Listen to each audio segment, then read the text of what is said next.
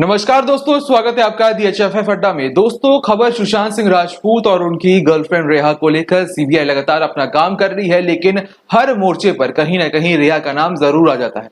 अब जिक्र एक होटल का हो रहा है जहां सुशांत 2 महीने तक रुके थे और वहीं पर रेहा ने किसी आध्यात्मिक गुरु से सुशांत की मुलाकात करवाई थी। ऐसे में सवाल अब ये उठ रहा है कि रेहा की गिरफ्तारी होनी चाहिए या गिरफ्तारी करके पूछताछ की जानी चाहिए, और सीबीआई कब रेहा तक पहुंचेगी, इसे लेकर कई लोगों की अलग अलग राय है। लेकिन जो राय सबसे ज्यादा मायने रखती है जानकारों के हिसाब से, उसमें एक नाम सामने आ रहा है जो है डीजीपी विक्रम सिंह का।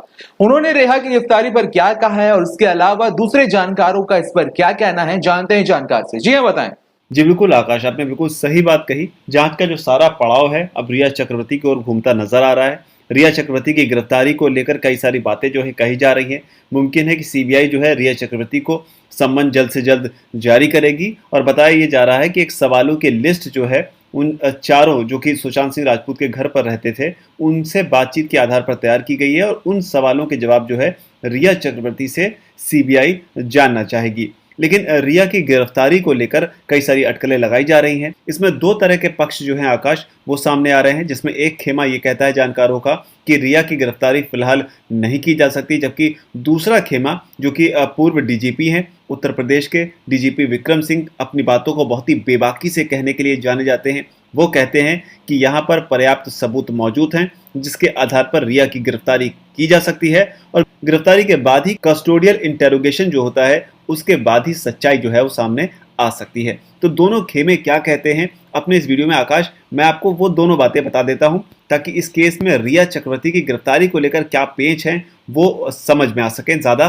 बेहतर तरीके से। इसमें आकाश एक जानकार है रवि श्रीवास्तव, उनका ये कहना है कि जो 4 वास्तविक संदिग्ध हैं जिनसे कि सीबीआई फिलहाल पूछताछ कर भी रही है और इनके इर्द गिर्द जो है अपनी जांच को अपने शुरुआती दौर में शुरू किया है, इनके बयानों में जो फर्क आ रहा है इससे यह साबित होता है कि कोई ना कोई कुछ जो है वो छुपा रहा है। साथ ही आकर रवि श्रीवास्तव ये भी कहते हैं कि इस तरह के बयानों का वैसे कोई मतलब नहीं होता है कि जब तक इनकी कस्टोडियल इंटेरोगेशन ना की जाए। कस्टोडियल इंटेरोगेशन का मतलब आकाश ये है कि इनको गिरफ्तार कर पुलिस अपने तरीके से या सीबीआई अपने तरीके से इनसे चीजें निकलवाने की कोशिश ना करे। उनका ये भी कहना है रवि श्रीवास्तव का इस पर, तब जब ये पूरी तरीके से डिफेंसलेस होंगे और इनके पास कोई सहारा नहीं होगा, उस सूरत में ये जो बयान देंगे उनके मायने ज्यादा होंगे और वो जानकारी ज्यादा पुख्ता होगी। साथ ही आकाश रवि श्रीवास्तव ये भी कहते हैं कि इनके ऊपर जो है अगर जरूरत पड़े तो लाइट डिटेक्टर टेस्ट जो है वो भी करवाया जाए। और जहां तक रिया का सवाल है, उनके ऊपर रवि श्रीवास्तव का कहना यह है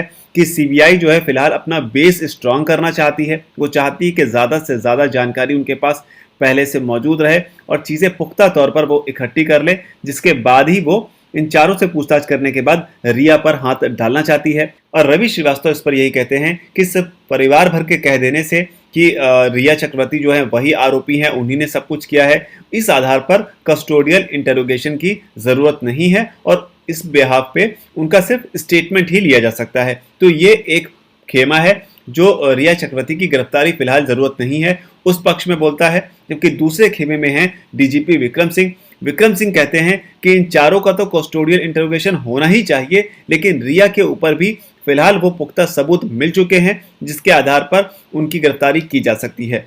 विक्रम सिंह आकाश ये कहते हैं कि रिया का जो कंडक्ट है, जैसे कि कुछ दिन पहले उनका चला जाना, फाइनेंशियल ट्रेल जो है वो 15 करोड़ रुपए का मिसिंग होना, और इसके अलावा जिन संदिग्ध लोगों से उनकी निरंतर बातचीत होती रही, इसके आधार पर उनकी गिरफ्तारी कर पूछताछ की जानी बहुत जरूरी है और ये आधार जो हैं ये सफिशिएंट हैं उनकी गिरफ्तारी करने के लिए। साथ ही आकाश वो ये भी कहते हैं कि अगर मैं सच बोल रहा हूं और मैं आपके सामने बैठकर कुछ कहता हूं और शाम तक या कल तक मैं अपने बयान को बदल दूं, तो इसका सीधा मतलब यही है कि मैं कुछ ना कुछ तो छिपा रहा हूं। साथ ही वो ये भी कहते हैं कि अगर मैंने अपना बयान 24 घंटे में बदल दिया तो ये अत्यंत गंभीर बात है, इसके बारे में सीबीआई जरूर कार्रवाई करेगी, क्योंकि बयान का बदलना एक बड़ी ही सस्पिशियस एक्टिविटी जो है वो होती है इस तरह के मामलों में। साथ ही आकाश वो ये भी कहते हैं कि अगर वो जिक्र कर रहे हैं इस बात का कि रिया की इंटेरोगेशन जो है गिरफ्तारी के बाद की जानी चाहिए, तो वो ये भी बात कहते हैं इसमें कि हमारी कोई रंजिश या दुश्मनी तो है नहीं रिया से, लेकिन उनका जो कंडक्ट रहा है, उनका जो बिहेवियर रहा है,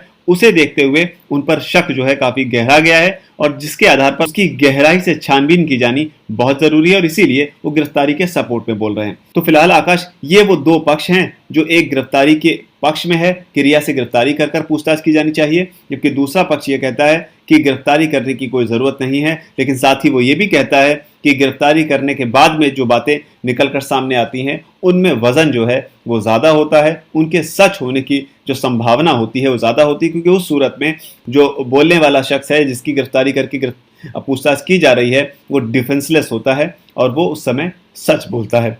तो ये दो बातें जो हैं इस केस में फिलहाल निकलकर सामने आ रही हैं। जी शुक्रिया। तो कुल मिलाकर एक खेमा रिया की गिरफ्तारी नहीं करने की मांग करता है, जबकि पूर्व डीजीपी विक्रम सिंह का साफ तौर पर कहना है कि जब तक गिरफ्तारी नहीं होगी तब तक चीजें डिले यानी कि देरी होती रहेगी। तो ये थी एक नई अपडेट जो सुशांत के मामले में आई थी, जिसे हमने आप तक पहुंचाया और आगे भी पहुंचाते रहेंगे। अगर आपको हमारी ये रिपोर्ट पसंद आई तो कमेंट सेक्शन में लिखकर बताएं। इस वीडियो को लाइक करें, शेयर करें। हमारे इस चैनल DHF अड्डा को अगर आपने सब्सक्राइब नहीं किया है तो हमारे चैनल को सब्सक्राइब कर ले। इस वीडियो को यहां तक देखने के लिए आपका धन्यवाद। नमस्कार।